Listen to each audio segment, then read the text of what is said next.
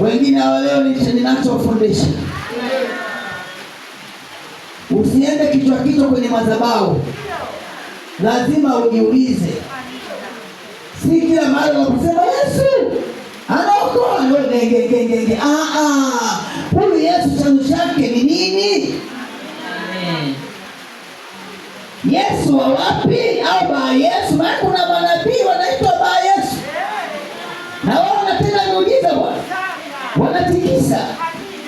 Haleluya kanisa. Amen. Huko manabii wanaitwa kila ba Yesu. Wamejificha.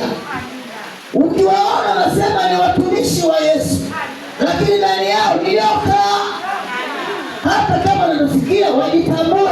Amen. Wanaoyafanya mwisho wao utakuwa ni mbaya. Waache kudanganya watu. Amen. Kama wana kazi waende wakalime. Amen. Haleluya. Amen. Waende wakalime. Injili ya kudanganya watu, injili ya kuwadhulumu watu, mwisho wake ni mbaya. Amina. Wewe tamba sasa hivi, wewe nifanye unayeshirika sasa hivi, lakini utafika muda utajuta. Amen. Kujidanganya roho za Yesu hizi, utajuta wewe mchungaji. Utajuta. Amina.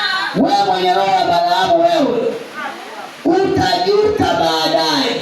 Amen. Wewe nifanye umebarikiwa, hiyo baraka yako ya kipepo itakuwa ni moto kukuchomea mwenyewe. Amen.